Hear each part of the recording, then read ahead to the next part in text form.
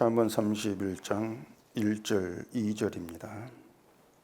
르무엘 왕이 말씀한 바 곧 그의 어머니가 그를 훈계한 잠언이라. 내 아들아 내가 무엇을 말하랴. 내 태에서 난 아들아 내가 무엇을 말하랴. 서원대로 얻은 아들아 내가 무엇을 말하랴. 아멘. 기도하겠습니다. 하나님께서 이 말씀을 통해서 우리에게 무엇을 말하는지를 오늘도 성령의 도우심 가운데에서 깨달아 알기를 원합니다. 우리가 원하는 그 말을 듣는 것이 아니라 말씀이 증거하는 그 말을 듣고 주님께 불려나온 성도가 누구인가를 알고 돌아가게 하시옵소서. 예수님 이름으로 기도합니다. 아멘.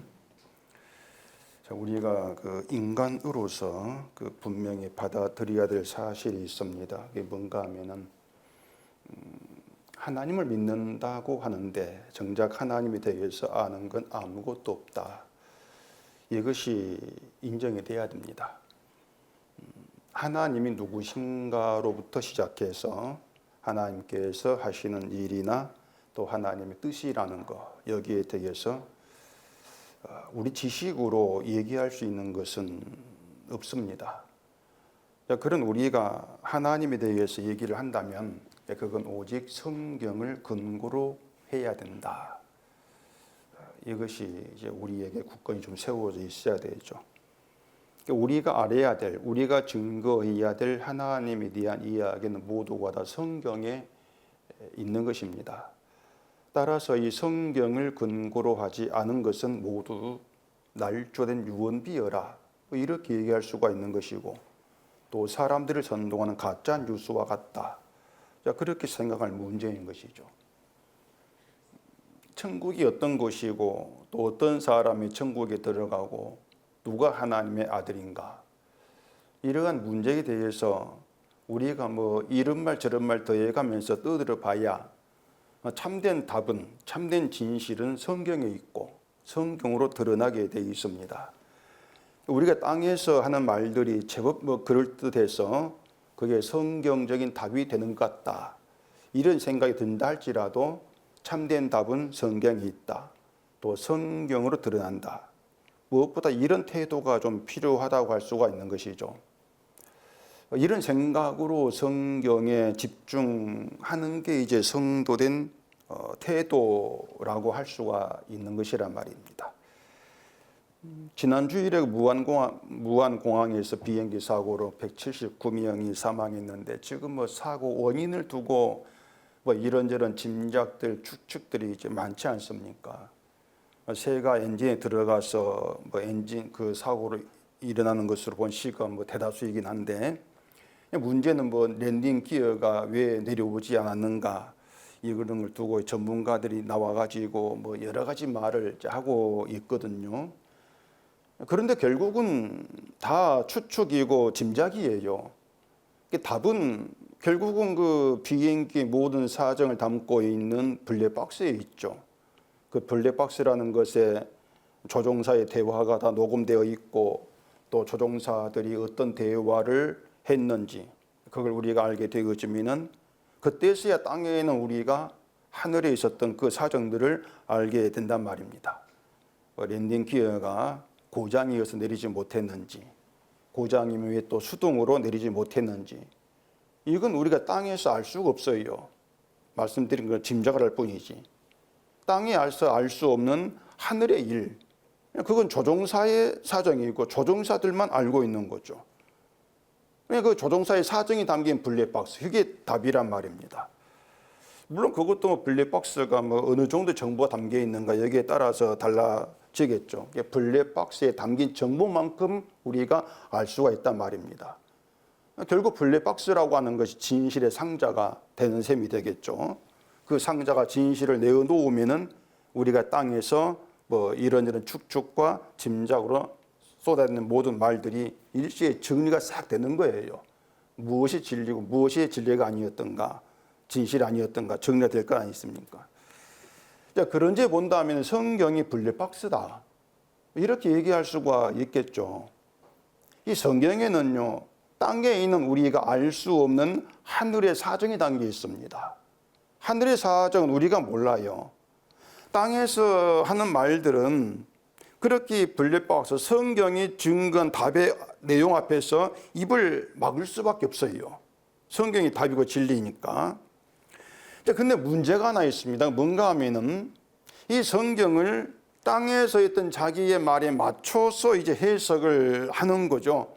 그러면서 이게 성경을 근거로 했다. 이렇게 이제 주장을 하는 게 문제가 되는 거예요. 내 말이 맞다는 걸 성경을 이용해서 증거를 하는 거죠. 그렇게 됨으로 해서 이 성경의 진실이 회방을 받는단 말입니다. 그걸 사탄의 공장이라 이렇게 얘기할 수가 있는 것인데, 진심으로 성경에 담긴 성경이 증거한 이야기인가, 아니면 땅에 있는 인간이 꽤 맞추는 말인가, 이게 구분이 돼야 되는데 이걸 구분할 수 있는 쉽고 간단한 내용이 있습니다. 이게 뭔가 하면은 제가 자주 말씀을 드렸던 것인데, 이 성경의 이 블랙박스의 특징을 생각하시면 되는 것이에요. 이 성경이 증거하는 하늘 이야기는 특징이 있습니다. 그 특징을 통해서 이 사람이 하는 게 성경 이야기인지 아니면 인간 이야기인지 구분이 되는 것인데, 이 성경 이야기의 특징은 뭔가 하면은요, 사사건건 땅에서의 인간 생각 부딪힙니다. 이게 성경의 특징입니다. 제가 성경 보면서 항상 실감하는 그 문제입니다. 도무지 인간이 상상하고 있고 인간이 생각하는 것과 도무지 맞는 게 없어요. 정말 맞는 게 1도 없습니다. 이게 성경의 특징입니다. 그걸 기억하시고 성경을 보시면 되는 거예요. 다른 기독교인이 교회를 다니는 최종 목적으로 되어 있는 천국을 생각해 본다면은, 땅에 있는 인간은 나름대로 천국을 상상을 한단 말입니다. 좋은 곳이다 상상을 하면서 그 천국은 이제 내가 어떻게 착하게 사는 그런 노력으로 인해서 들어가고 내가 행한 게 보상이 있는 곳, 이런 게 이제 이 땅에서 생각하는 천국의 모습이죠. 그렇기 때문에 하나님 믿는 노력이 어느 정도인가 천국의 보상을 받는다, 이런 생각한단 말입니다. 이게 땅에서 상상하는 천국인데, 이 성경에는 그런 천국이 등장하지를 않아요. 아예 그런 천국 없단 말입니다.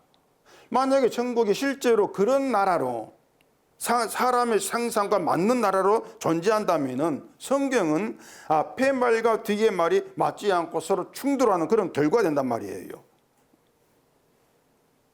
하나님 말씀인데 말에 일관성이 없다, 이런 비난을 피할 수가 없게 되어진단 말입니다. 인간이 그 생각하는 천국을 한마디로 말한다면 행함의 나라입니다. 내 행함이 이제 보상받는 행함의 나라. 그러니까 예수의 피로 구원받고 천국에 들어간다, 이렇게 말은 한단 말입니다. 근데 그게 전부가 아니에요. 그걸로 끝나는 것이 아니고, 예수의 피로 죄가 용서되어 들어가는 게 천국이 이렇게 말해놓고 들어간 후에는 우리가 믿는 대로 살면서 행했던 그 행함에 의해서 받는 상이 있다, 이게 들어간 후에 천국을 이렇게 얘기를 하고 있죠. 그러니까 그것이 바로 이 성경에 없는 말, 조작된 유언비어고 가짜 뉴스라고 한단 말이에요. 요즘 유행하는 보이스피싱 같다, 이렇게도 말할 수 있는 것이죠. 그럼 성경은 천국 어떻게 말하는가? 저는 관계의 나라, 이렇게 말씀을 드리고 싶어요. 천국 관계의 나라다. 이게 성경이 증거한 천국이다. 관계의 나라다. 뭔가 하면은 하나님과의 관계에 있는 거, 그게 천국이에요. 하나님과의 관계에 있는 그들이 천국 백성이란 말입니다. 자, 오늘 이 잠언 31장이 들어왔는데 이제 마지막 장이죠.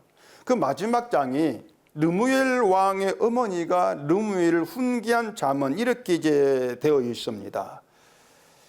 자, 보세요. 우리가 31장 마지막 장이다, 이렇게 얘기를 한다 생각해 보면은 그 잠언을 뭔가 좀 마무리하는 그런 측면에서 뭔가 마지막 장이니까 좀 중요하지 않겠는가 느낌이 들 수 있단 말이에요. 자, 그렇다면은 그렇게 마지막 장 중요한 장인데, 이 르무엘 왕의 어머니가 훈계한 잠언을 맨 뒤에 중요한 장에 놓는다, 이게 뭔가 좀 선뜻 와 닿지 않는 좀 그런 것이 있지 않겠습니까? 이 잠언, 우리가 솔로몬 잠언 알고 있고, 솔로몬 잠언 29장까지 계속 있으니까 아굴이나 르무엘 잠언은 앞에 놔두고 이 솔로몬 잠언을 마지막에 이제 해 놓으면은 그래도 뭔가 중요한 잠언 내용이니까 솔로몬 잠언 있는 게 맞지, 이런 생각이 있을 수가 있단 말이에요. 르무엘은 잠언에만 언급되는 이름이에요. 르무엘 왕이라고 하는 것은. 그래서 우리에게 르무엘이 유명한 사람이 아닙니다. 그런 점에서 솔로몬이 더 낫지 않을까라는 생각이 있을 수가 있어요. 이 솔로몬이 누굽니까? 하나님이 나타나셔가지고 기도에 응답하시고 지혜를 주신 그런 왕이지 않습니까? 우리가 잘 아는 왕이란 말입니다. 그렇기 때문에 솔로몬이 말한 지혜가 좀 더 낫지 않을까? 이런 생각을 하게 될 수가 있단 말입니다.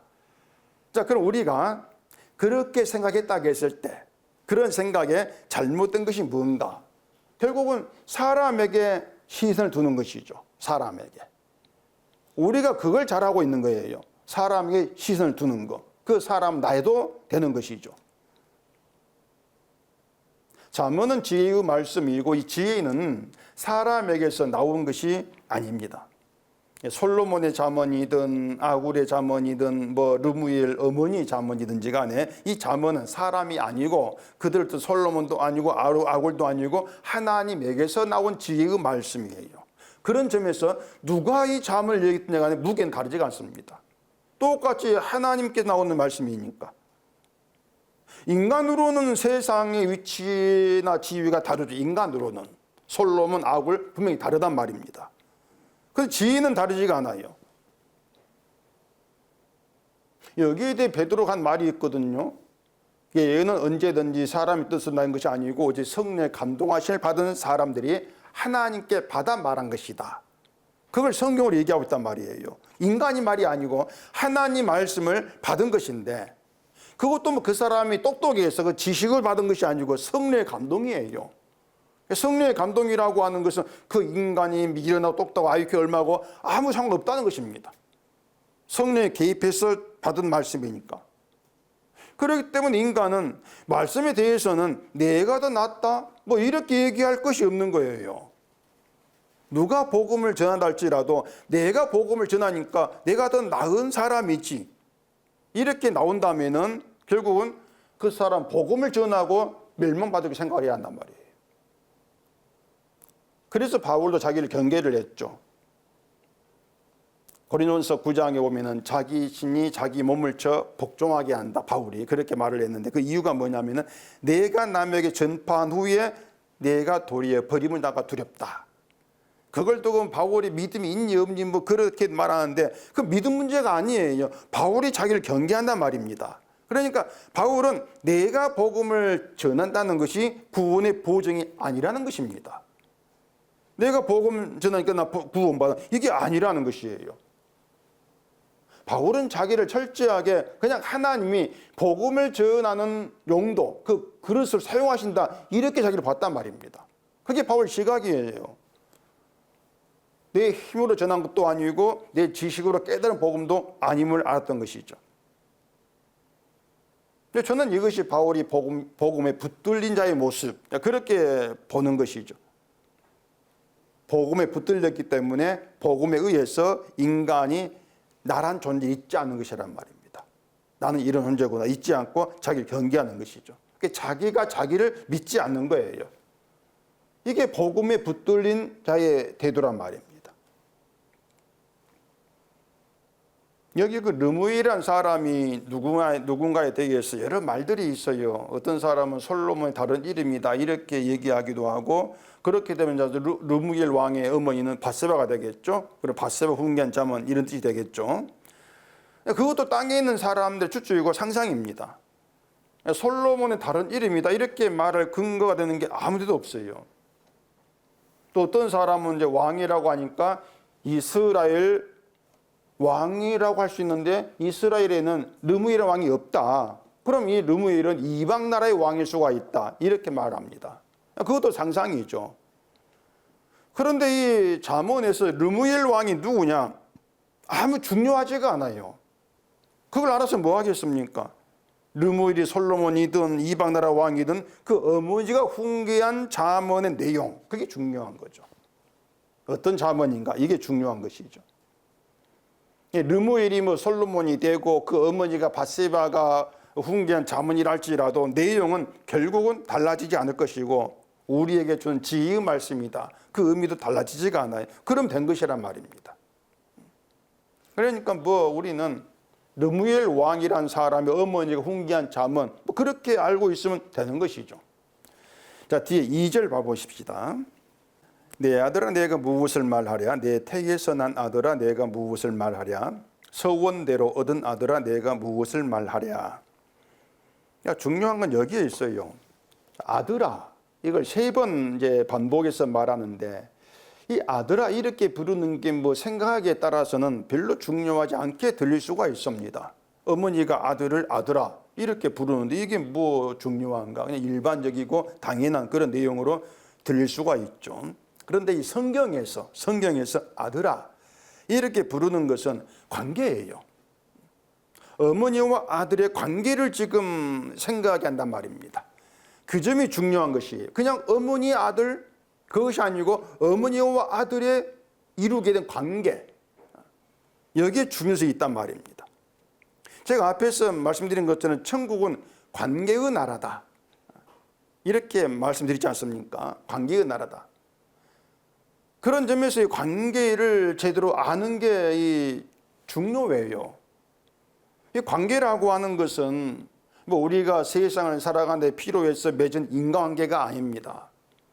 인간관계라고 하는 것은 내가 유리할 때 맺는 것이고 뭔가 불리하면 끊어버려요. 그게 인간관계죠. 그걸 끝에 배신자라 이렇게도 말하는데, 근데 본문에서 말하는 아들과 어머니 관계라고 하는 것은 그냥 인간관계가 아니고 또 아들이 원해서 이루어진 관계도 아니고 아들이 어머니를 선택해서 맺은 관계도 아니란 말입니다. 그냥 어머니로 인해서 아들, 그 관계에 들어가게 된 것이에요. 그래서 르무엘 왕이란 이 사람을 그냥 남자 여자 사이에서 생긴 아들 그렇게만 볼 문제는 아닌 거죠. 이걸 생각하게 하는 게 뭐냐면은 그 2절에 서원대로 얻은 아들 이렇게 말하지 않습니까? 서원대로 얻은 아들. 자, 르무엘은 어머니가 서원을 하고 얻은 아들이다. 그 뜻이거든요. 누구에게 서원했겠습니까? 당연히 하나님이죠. 하나님께 서원을 하고 얻은 아들이겠죠. 그렇게 하나님께 서원을 하고 르무엘 아들을 얻었다는 그 얘기는 그 어머니가 아들을 낳지 못한 여자였다. 이걸 생각하게 한단 말입니다. 성경에서 서원으로 아들을 얻은 사람이 있죠. 한나고 그 아들이 사무엘이지 않습니까? 한나는 여자가 자녀가 없어가지고 마음 고통이 심했는데 하나님 기도하면서 서원을 합니다. 아들 주시면 그들을 하나님께 드리고 그의 평생의 삭도는 머리되지 않겠습니다. 그렇게 서원을 하고 하나님이 그 기도를 들으셔서 아들을 주신단 말이에요. 자, 그러면은 그렇게 한나가 사무엘을 얻었습니다. 그럼 한나와 사무엘의 관계는 인간이 아니고 하나님에 의해서 만들어진 관계예요. 하나님에 의해서. 한나가 아무리 서원을 해도 하나님이 그 기도를 듣지 않으셨다면은 사무엘 없을 것이고 사무엘과 한나의 관계도 없을 거란 말이에요. 결국 뭔가 하면은 하나님이 아들 주심으로, 그러니까 하나님이 개입해서 되어진 것이 아들과 어머니, 사무엘과 한나, 그 관계라고 하는 것이에요. 그게 서원의 의미란 말입니다. 서원대로 되었다, 서원대로 얻은 아들, 하나님이 개입해서 하나님 때문에 되어진 관계, 그 뜻이에요. 그럼 거기에서 인간의 노력은 빼야 되겠죠. 인간의 노력 관계없이 순전히 하나님으로 인해서 사무엘이 한나의 아들 되고 한나는 사무엘 내 아들아 이렇게 부를 수 있게 되었다는 거. 그게 서원대로 얻은 아들, 그 의미란 말입니다. 그게 굉장히 중요한 의미가 담겨 있는 것이에요. 그렇다면은 서원대로 얻은 아들에게 어머니로서의 욕심은 들어갈 수가 없는 것이죠. 내 아들이 아니니까. 하나님이 단순히 아들이 없어가지고 고통을 겪는 여자의 한을 풀어주려고 아들 주신 것이 아니란 말이에요. 목사들이 자식이 없으면 한나처럼 기도해라, 그럼 아들 얻는다 이런 말도 하기도 하는데 요즘같이 자식 낳기 싫어하는 사람이 시도 안 믿길 얘기입니다. 그것은요. 또 아들 얻기에 기도한다. 이거 무당종교죠.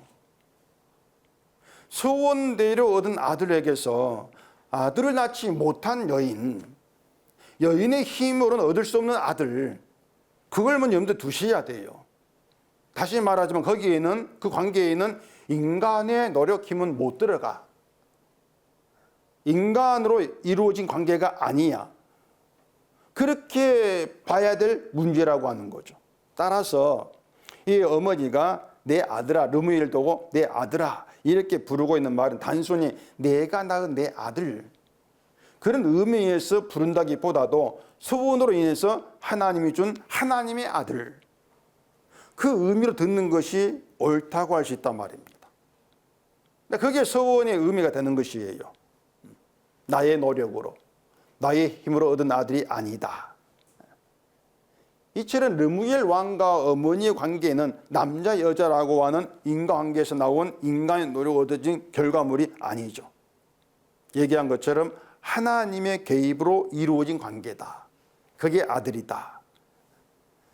그런 점에서 르무엘의 어머니는 아들을 내가 낳은 아들을 여기고 내가 하고 싶은 말을 아들에게 하고 뭐 어떻게 해라 저렇게 해라 그렇게 할 수 없다는 걸 알고 있는 것이에요.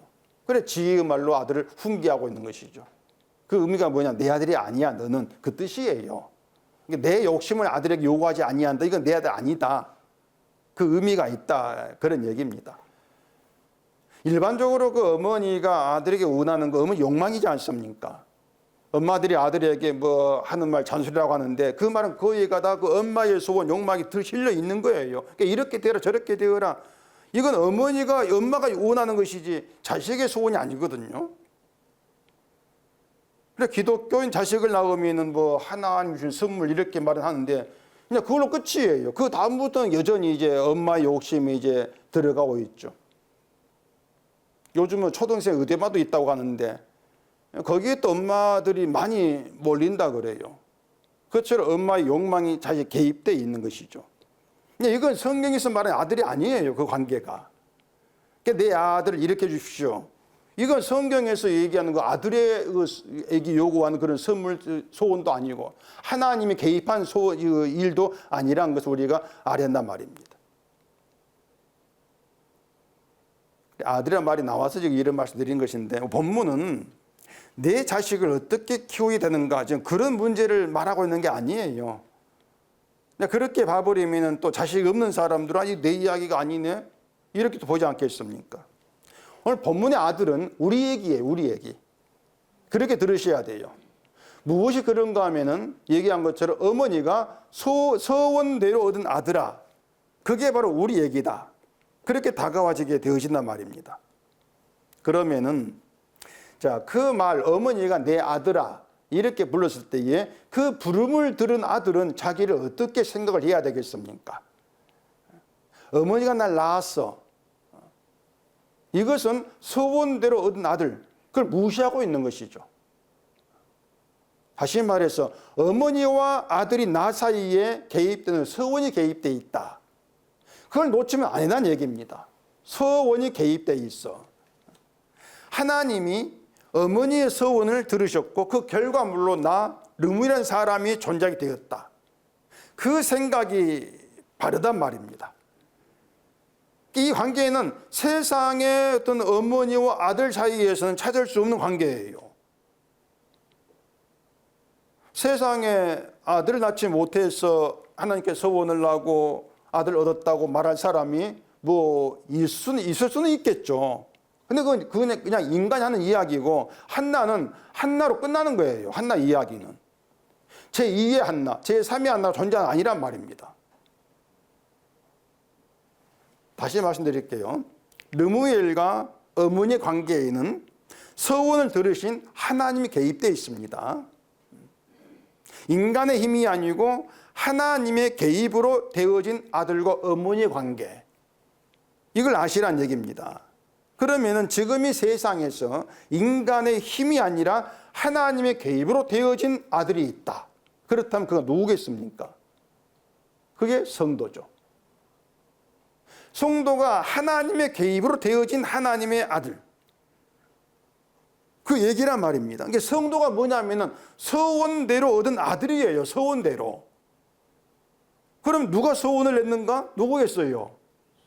예수님의 서원이란 말입니다. 예. 예수님이 서원하셨고 예수님의 서원대로 얻어진 아들이 성도예요. 우리가 이 성도라고 해서 그 점을 놓치면 절대 안 된단 말입니다. 우리가 뭐 하나님께 서원을 하고 그 서원 지키고 그러면 하나님 기뻐하시고 복 주시고 이건 없어요. 그런 얘기는요. 인간 자체가 우리가 서원이라는 걸 지킬 수가 없습니다. 못 지켜요. 그 서원을. 그러기 때문에 예수님 도무지 맹세하지 말라 이렇게 말씀했지 않습니까? 맹세는 예수님이 하시겠다는 겁니다.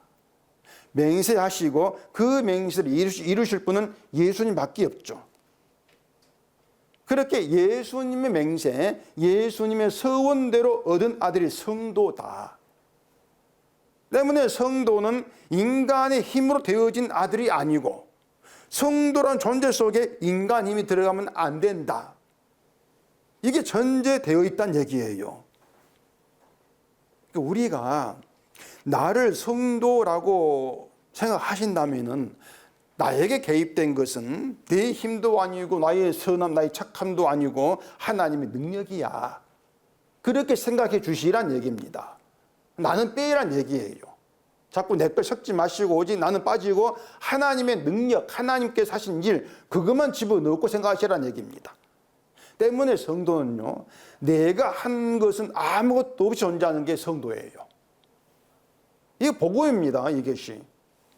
내가 한 일은 아무것도 없이 존재해요. 그러니까 성도는 자기를 그렇게 좀 바라볼 수 있어야 하는 것이에요. 내가 한 것은 아무것도 없이 아들, 하나님의 아들, 그 관계로 존재한다면은 앞으로도 행하는 걸 보고 아들인가 아닌가 너 구분하겠다. 이건 없지 않겠습니까? 그러니까 시작부터가 우리 행함이 들어가지 않는 게 아들인데 근데 아들 되었어요. 아들로 살아가는데 네가 앞으로 하는 걸 보고 어떻게 하는가 보고 아들인가 아닌가 결정하겠다. 이게 있으면 부딪히지 않습니까? 서로가. 충돌되지 않습니까? 앞뒤가 달라지잖아요. 때문에 성도에 대한 그런 이해는 잘못된 것이란 말입니다. 그냥 땅에서 인간들이 상상하고 추측하는 그런 성도예요. 성도라면 이래야지 않겠는가. 그래서 그래도 성도인 쪽까지 살아야지. 우리 생각에 들어가기 때문에 착하게 사는 거, 열심히 하는 이게 성도 때문에 그걸로 성도를 확인하려고 한단 말입니다. 아무것도 한 게 없어? 아, 그건 아니야. 그게 인간 생각이에요. 아무것도 한 게 없는데 성도라고 할 수 있을까? 이해가 안 되는 거죠. 인간 지식으로는. 그러니 그걸 잘라버리고 뭔가 또 집어넣으려고 하는 이렇게 되어진단 말입니다. 근데 성경은요, 그걸 성도가 아니라 그래요. 그래서 성도가 늘 바라봐야 될 것은 내가 아니고요. 서원하시고 서원을 이루신 예수님을 바라보셔야 한단 말입니다. 자, 이제 이걸 제가 잠깐 설명하겠습니다. 레위기서 7장을 봐보십시다. 또 성경으로 또 좀 얘기를 좀 해드려야 그렇구나 하시겠지.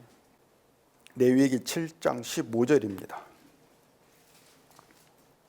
감사함으로 드리는 화목제물의 고기는 드리는 그 날에 먹을 것이요 조금이라도 이튿날 아침까지 두지 말 것이니라. 그러나 그의 예물의 제물이 서원이나 자운하는 것이면 그 제물을 드린 날에 먹을 것이요 그 남은 것은 이튿날에도 먹되 그 제물의 고기가 셋째 날까지 남았으면 불사를 찌니 만일 그 화목제물의 고기를 셋째 날에 조금이라도 먹으면 그 제사는 기쁘게 받아들여지지 않을 것이라. 드린 자에게도 예물답게 되지 못하고 도리어 가증한 것이 될 것이며 그것을 먹는 자는 그 죄를 짊어지리라. 자, 우리에게 참 재미없는 게 레위기지 않습니까? 근데 레위기가 생각보다 재밌어요. 물론 저한테 재밌는지 모르겠지만 참 재미있어요. 지금 읽은 이 내용도 제사 규례입니다. 제사 규례인데 그 레위기에 보면은 5 제사가 나와요. 번제, 소제, 화목제, 속죄제, 속건제 이렇게 5제사가 나오는데 그 5제사 중에서 유일하게 이제 제물을 가지고 온 사람이 그 제물의 고기를 먹을 수 있게 된 게 속건제입니다. 지금 읽은 이 레위기가 속건제에 대한 얘기예요. 다시 말씀드릴게요. 5제사 중에서 제물을 가지고 온 일반 백성이죠. 일반 백성이 내가 가지고 나온 제물 그 고기를 먹을 수 있는 게 있습니다. 그 제사 속건제입니다. 나머지는 제사장 레위 사람이 돌아가고 제물을 가지고 일반 사람에게는 고기가 돌아가질 않아요. 아시겠죠? 지금 읽은 그 구절이 이제 레위기 속건제인데 간단하게 말씀을 드리면은 감사함으로 드리는 화목제물의 고기는 드리는 그날 다 먹으라는 것입니다. 그러니까 일반 사람에게 제물 가져온 사람에게 고기를 줬습니다. 줬는데 그 고기는 그날 다 먹어라. 이게 그 규례예요. 그런데 서원이나 자원하는 제물이라는 제물 용도가 내 서원, 내가 자원에 드리는 제물 그런 것이라면은 먹고 남은 것은 그날 먹고 남은 거 이튿날에도 먹어도 돼. 이튿날까지 허용해 줄게. 그 얘기가 되는 것입니다. 그런데 셋째 날까지는 안 돼. 셋째 날에는 남았으면 먹지만 불살라. 그게 지금 읽은 그 내용이에요. 이해가 되시겠죠? 네. 만약에 셋째 날에 조금이라도 먹는다면 그 제사는 하나님께 안 받는다. 그 예물도 하나님가 악한 것, 더러운 거 취급한다. 오히려 가장한 게 돼. 그 얘기 담겨 있습니다. 재물을 하나님께 가지고 온 것은 이거 받고 내 복 주세요. 그거겠습니까? 아닙니다. 제사에서 재물을 가지고 나온다는 것은 나 죄인입니다. 그 뜻입니다. 나 죄인입니다. 그렇게 바친 고기를 먹는다는 얘기가 뭔가 하면은 재물이 당하는 그 죽음, 재물 죽잖아요. 그 죽음이 나의 죄로 인한 죽음이다. 이것을 알라는 것이에요. 그래서 고기를 먹으라는 얘기입니다. 그냥 뭐 고기가 뭐 단백질 몸에 좋으니까 뭐 그 뜻이 아니고요. 네가 죄인인 걸 알아. 거기에 담겨 있는 것이에요. 그런데 제물의 고기는 그 일반 백성이 먹는데 제물의 피는 달라요. 피는 제사장이 들고 하나님께로 갑니다. 지성소로. 백성이 못 들고 들어가요. 제물을 가지고 온 사람 직접 들고 가는 것이 아니라 제사장이 가지고 들어간다. 그 얘기가 뭔가 하면은요. 하나님 앞에서의 죄 문제는 죄 있는 사람이 직접 나서서 해결할 수 있는 길은 없다는 것이에요. 그게 지금 제에서 담겨 있는 겁니다. 그러니까 그걸 제에서 통해서 이스라엘 백성에게 보여주는 거예요. 죄인인데 그 죄를 네가 해결하려고 하지 말아라. 해결할 게 너에게는 없어. 그 뜻이에요. 그래서 재물을 가지고 온 사람은 희생받고 죽는 재물을 보면서 내가 죄인이구나. 이걸 인식을 하고 있어야 되는 것이고 내가 가지고 온 재물의 피를 대신 들고 하나님께 나아가는 제사장 보면서 내가 해결할 수 있는 죄가 아니구나. 이걸 인식을 해야 되는 거죠. 그런데 제사장이 하나님께 나아가는데 그 제사장이 죽임을 당한 경우가 있습니다. 그런 경우에는 하나님과 제사장 관계에 문제가 있다 그 뜻입니다. 뭔가 문제가 있어서 죽임을 당하는 것이에요. 그렇게 되면은 재물을 가지고 온 사람 죄 용서도 이루어지질 않아요. 따라서 중요한 것은 재물을 가지고 온 사람이 어떤 사람이냐 중요하지가 않습니다. 전혀 중요하지 않고 뭐 행함이 좋은가 나쁜가 이걸 보는 게 아니에요. 하나님이 내가 바친 제물의 피를 들고 들어간 그 제장을 받아주는가 그게 중요한 거예요. 하나님이 그 제장을 받아주면은 그게 나에게 죄의 용서 돌아오니까. 지금 이해가 다 되시겠죠? 제가 최고 쉽게 지금 말드린 것입니다. 그러니까 하나님과 제사장 그 관계가 죄 용서로 이스라엘에게 돌아오더란 얘기입니다. 관계 문제는 얘기예요. 이스라엘 백성은 그 행함 따지지를 않습니다. 그걸 따져봐야 악한 것밖에 없는데 뭘 따지겠습니까? 뭐 예물의 재물이 뭐 서원이니 자원하는 것이니 그 고기를 이튿날까지 먹을 수 있고 셋째 날에 먹지 말아라. 자, 그럼 이렇게 봅시다. 사람이 이튿날에 먹고 남은 고기가 있다고 했을 때에 셋째 날에 이걸 안 먹고 불살라 버릴 수가 있을까? 남은 고기를 불살라. 그게 뭔가 하면은요, 이 제사는, 그 제물은 늘 위한 것이 아니야. 그 뜻이거든요. 불살라 버려. 이게 뭔가 하면은 그 제사 제물 늘 위한 것이 아니다. 만약에 인간을 위한 제물이라면은 남기지 말고 다 먹어라. 3일째 남았어? 그럼 4일째 먹어. 이렇게 나와야 되죠. 그걸 아깝게 왜 불사릅니까? 이게 무슨 뜻인가 하면은요, 제가 항상 말씀을 드리는 것처럼 하나님께 나오고 하나님 믿는 것은 날 위한 것으로 알지 말라는 것이에요. 날 위한 것은 없다는 얘기입니다. 예수님이 십자가에 못 박혀 돌아가신 것도 믿는 자의 내 구원을 위해서다. 이렇게 보지 마시라는 얘기입니다. 참 그렇게 성경을 보는 거, 그렇게 주님을 바라보는 게 뭔가 하면 남은 재물을 셋째 날에 먹는 게 되는 것이란 말이에요. 자기를 위한 재물을 얘기하는 것이죠. 그러니 뭐 셋째 날 이거 먹어도 남은 거 먹어도 돼. 그 속성이 바로 그거란 얘기입니다. 하나님 날 위해 일하시는 것이고, 주님 죽으신 것도 내 용서를 위한 것이고, 내 구원을 위한 것이고, 자꾸 나를 중심에 두는 것이에요. 그렇게 자기의 중심이 인간의 악함, 그것을 셋째 날에 고기를 먹을 때 그걸 가증한 걸 여기는 것으로 말씀을 하고 있는 것이죠. 근데 구약에 그렇게 신약으로 연결되어 있는 것이에요. 제사도. 제물을 셋째 날에 먹는 자는 그 죄를 자기가 짊어진다고 얘기합니다. 희생제물과 자기와 끊어져 버린 것이죠. 그러니까 죄를 내가 짊어져야 돼요. 죄를 내가 짊어지게 되어지면은요, 죄로 인한 심판은 내가 짊어지고 내가 받아야 되겠죠. 그렇지 않습니까? 그럼 그게 결국은 멸망이 심판이지 않겠습니까? 그렇게 구약에서 드러난 인간인 게 뭘 자꾸 보여주고 있는가 하면, 인간은 재물 먹는 것을 이튿날에 멈추는 존재가 아니다. 남은 거 셋째 날이고 넷째 날이고 다 먹어치우려고 한다. 자기를 위해서. 그게 인간이야. 이게 지금 그 이야기입니다. 때문에 그런 인간은 서원을 지킬 수가 없다. 그렇게 드러난 말이죠. 그럼 인간이 못 지킨 서원 누가 지키는가? 이사야 53장 보십시다. 이사야 53장. 이사야 53장 10절입니다. 여호와께서 그에게 상함을 받게 하시기를 원하사 질고를 당하게 하셨은즉 그의 영혼을 속건 제물로 드리기에 이르면 그가 씨를 보게 되며 그의 날은 길 것이요 또 그의 손으로 여호와께서 기뻐하신 뜻을 성취하리로다. 53장은 메시아에 대한 이야기죠. 신약의 하나님의 아들로 오신 예수님에 대한 이야기인단 말입니다.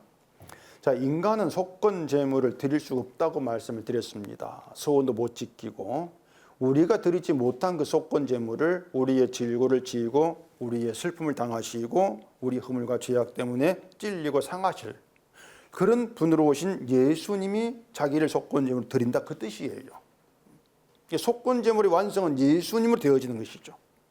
우리가 지키지 못한 서원을 예수님이 지키시는 거예요. 그렇게 해서 예수님과 하나님의 화목 관계가 이루어지고 그 관계로 인해서 우리에게 용서가 이루어진다. 이게 성경의 내용이란 말입니다. 우리가 서원을 자꾸 말씀을 두고 서원하지 않습니까? 근데 우리 말씀을 못 이루는 사람이거든요. 그런 인간이 인간임을 알지 못하기 때문에 내가 이걸 행하겠습니다. 자꾸 이렇게 나오게 되어진다는 얘기입니다. 우리가 이 성경을 통해서 분명히 확인할 것은 우리의 구원이라고 하는 것은 예수님과 하나님의 화목의 관계가 이루어지고 그 관계로 인해서 용서가 이루어짐으로 되어진 관계예요. 아들이라고 하는 것, 성도라고 하는 것은. 그리고 그 관계에는 우리가 할 일은 들어있지 않다. 이걸 우리가 놓치면 안 되는 사실입니다. 성도를 하나님의 아들이다 이렇게 얘기하는 것, 순전히 하나님과 예수님 관계로 인해서 이루어진 것, 그 얘기예요. 때문에 성도는 자기를 바라볼 자가 아니다. 그럼 무엇을 바라보는가? 주님의 십자가를 바라봐야 되겠죠. 주님과 하나님 관계로 되어진 게 성도니까. 그리고 그 관계라고 하는 것은 성도의 행함이 어떤가에 따라서 변하지가 않습니다. 끊어지지 않은 관계예요. 우리의 무엇으로도. 이걸 내용으로 담고 있는 그 믿음이 하나님이 선물로 주신 믿음입니다. 그래서 그 믿음은 나를 보게 하는 것이 아니라 주만 바라보게 한다. 이걸 생각해야 되겠죠. 성도된 사람도요, 에덴 동산에 쫓겨난 아담에게 속해 있는 자입니다. 성도도. 우리도 아담과 똑같이 죽은 자로 세상에 온 것이에요. 에덴에서 쫓겨난 자라 그 말입니다.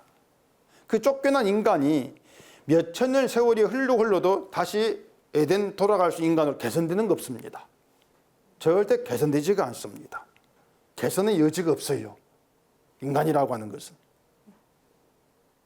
아담이 죽은 자인 것처럼 우린 죽은 자로 와가지고 죽은 자로 살고 죽은 자로 죽어요. 죽은 자인 우리가 자기를 속건제물로 하나님께 드린 예수님 때문에 하나님의 아들, 그 관계에 있게 되어진 것이다. 하나님이 우리를 두고 내 아들아 이렇게 부른다면 거기에는 주의 피로 이루어진 공로가 들어있다. 그렇게 바라보셔야 한다는 얘기예요. 그 관계, 하나님과의 나와의 아들의 관계, 하나님 우리를 아들아 이렇게 부르게 되어진 것, 이게 우리에게 생명이고 그게 구원이고 그게 천국이란 말입니다. 그러니까 천국은 관계예요. 천국은 죽으면 좋은 게 들어가겠지, 이건 인간 상상이고요. 그런 천국은 없습니다. 왜 자꾸 죽은 후에 좋은 거 이걸 생각합니까? 이 땅에 우리 살아있을 때 천국, 이걸 우리 찾아야 되죠. 이 땅에 살아있을 때. 나 같은 자가 하나님과 아들 관계? 아니 그것보다 좋은 게 뭐가 있습니까? 우리가 어떻게 하나님의 아들을 부름받겠어요?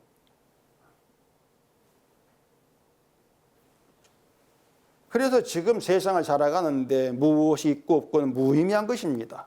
가장 의미 있고 복되고 가치 있는 것은 하나님의 아들, 그렇게 불려진 관계에 있는 것입니다. 언약을 이루신 예수 안에서 아들로 불려진다. 내 아들아. 이게 가장 복된 것이고 이게 천국이에요. 나사로가 아브라함 품에 안긴 것이 언약이 안긴 것이라고 말씀을 드렸었는데, 그 언약의 세계가 나사로에게 천국이죠. 거기 오면은 뭐 나사로 안긴 아브라함 품을 이렇게 보석되어 있고 어떻게 되어 있고 그게 없잖아요. 그냥 아브라함 품이에요. 그냥. 우리가 언약 안에, 주님 다 이루신 그 언약 안에 안겨 있다. 그 언약으로 인해서 아들로 부름받는 관계에 있다. 그걸 좋은 천국으로 알아볼 수 있는 사람들이 그게 성도죠. 그런데 천국을 위해서 내가 할 일이 뭡니까? 이렇게 묻는다면은 그건 사탄에게서 내 아들아 이렇게 불려지는 것과 다를 바가 없어요. 여러분, 사탄이 나를 보고 내 아들아 이렇게 부른다 생각해 보세요. 뭔가 등골이 옥삭하지 않습니까? 사탄이 날 아들아 부른다.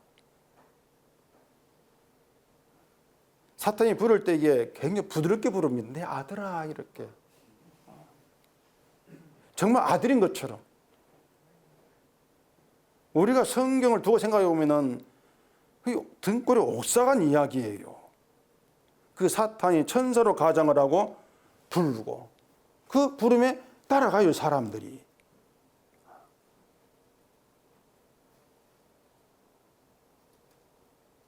내 아들아 했을 때에 할 일은 없다. 그 잠언 31장이 루무엘의 어머니가 그를 훈계한 잠언 이렇게 말합니다. 훈계한 잠언. 훈계라고 하는 것은 책망하는 자문 그 뜻이에요. 정말 아들이라면은 어머니의 그 자문을 날 책망하면 들을 것이지, 네가 지키고 어떻게 해가지고 뭐 어머니 소원 이루어주고 그렇게 나오면 안 되는 거죠. 그건 아들로 불려지는 그게 아니죠. 훈계한 자문을 듣게 되어지는 거, 이게 아들이란 말입니다. 그 탕자 이야기 보면은 그 아들이 아버지 집에 돌아가면서 다짐한 게 있거든요. 한번 찾아볼까요? 누가복음 15장입니다. 누가복음 15장 18절부터 24절까지 좀 길지만 제가 읽어볼게요. 내가 일어나 아버지께 가서 이르기를 아버지 내가 하늘과 아버지께 죄를 지었사오니 지금부터는 아버지의 아들이라 일컬음을 감당하지 못하겠나이다. 나를 품꾼의 하나로 보소서 하리라 하고 이에 일어나서 아버지께로 돌아가니라. 아직도 거리가 먼데 아버지가 그를 보고 측은히 여겨 달려가 목을 안고 입을 맞추니 아들이 이르되 아버지 내가 하늘과 아버지께 죄를 지었사오니 지금부터는 아버지의 아들이라 일컬음을 감당하지 못하겠나이다 하나 아버지는 종들에게 이르되 제일 좋은 옷을 내어다가 입히고 손에 가락지를 끼우고 발에 신을 신기라. 그리고 살찐 송아지를 끌어다가 잡으라. 우리가 먹고 즐기자. 이 내 아들은 죽었다가 다시 살아났으며 내가 잃었다가 다시 얻었노라 하니 그들이 즐거워하더라. 이 아들이 돌아오면서 내가 이제는 정신 차리고 아버지를 위해서 열심히 일하고 살겠다, 이런 다짐이 아니에요. 내가 죄를 지어 싸우니 이젠 아버지 아들 불려지는 거 감당치를 못하겠습니다. 그게 아들이었습니다. 자기 죄를 돌아오면서 난 아버지 아들로 불려지는 난 감당하지 못할 그런 납니다. 자기를 부인한단 말입니다. 아들이란 걸 부인을 해요. 근데 아버지는 내 아들은 죽었다가 다시 살았고 잃었다가 다시 얻었다. 이게 아버지 기쁨이고 즐거움이었단 말입니다. 그러니까 아들이 뭐 재산 가지고 나가지고 다 잃어버리고 거지 깽깽이 돌아왔을 때에 아버지가 화를 내가지고 네가 내 아이 돌아가라 쫓아내고 그게 아니에요. 그 관계는 끊어지지가 않아요. 아들이 무슨 짓을 한다 할지라도. 그게 예수님으로 이루어진 사랑의 관계란 얘기입니다. 그 관계 속에서 우리는 나를 돌아볼 때마다 나는 죄 가운데 있구나. 늘 그렇게 드러날 것밖에 없어요. 내가 아버지의 사랑에 보답하기 뭘 할까? 그렇게 나오는 것이 아들됨을 모르고 있단 말이에요. 관계를 모르고 있는 것이에요. 다시 말씀드릴게요. 아버지와 아들 관계, 주의 피로 이루어진 관계라고 하는 것은 끊어지지가 않습니다. 우리가 뭘 해도 끊어지지 않는 사랑의 관계예요. 하나님은 우리가 그 죄의 자리에서 그 사랑을 깨닫고 사랑으로 인해 감사하고 즐거워하라는 것입니다. 그러니 잠언 같은 훈계의 말씀을 통해 우리를 죄의 자리로 자꾸 집어넣는 것이죠. 책망받을 죄의 자리로. 그렇게 끊어진 사랑을 보게 하신다는 얘기예요. 하나님이 성도를 내 아들아 이렇게 부르시는 바로 그런 의미가 있단 말입니다. 우리 자신을 아들로 불려지는 그런 성도로 여긴다면은 늘 죄의 자리에서 주가 이루신 일을 집중하면서 서원하시고 서원을 이루신 그 주의를 집중하면서 주의를 감사하고 살아가는 이게 성도됨이에요. 2004년 살아오면서 엉망으로 살아왔지 않습니까? 성도로 한 것 뭐가 있어요? 아무것도 없고 그냥 난리 살아온 것밖에 없지 않습니까? 그래도 성도입니다. 아들이에요. 2005년도 어떻게 살까? 뭐네요. 엉망으로 개판 살아갈 겁니다. 이 개판 말이 좀 이상한데. 엉망 살아갈 게 뻔해요. 성도로 하나님을 일한다? 없습니다. 그런데 그렇게 살아도 여전히 하나님은 아들아 이렇게 부르실 거예요. 아, 그러면 내가 어떻게 살아 천국 가겠네? 이건 또 아들이 아니죠. 나는 아들 일컬음 받지 못할 죄인이구나. 그렇게 알아가면서 그럼에도 아들로 부르시기는 끊어지지 않은 사랑의 관계. 그 관계가 너무 좋고 감사해서 주님이 이를 증가하게 되어지는 이 성도. 이 성도로만 살아가시는 것. 이게 주 안에 있는 것입니다. 기도하겠습니다. 아버지 하나님, 이 땅에서 우리의 추측대로, 우리의 짐작대로 얘기할 것이 아니고 성경에 내놓는 답 속에서 성도가 무엇인가를 알기를 원합니다. 하나님께서 우리를 아들아 부르시는 것은 예수 안에서의 일입니다.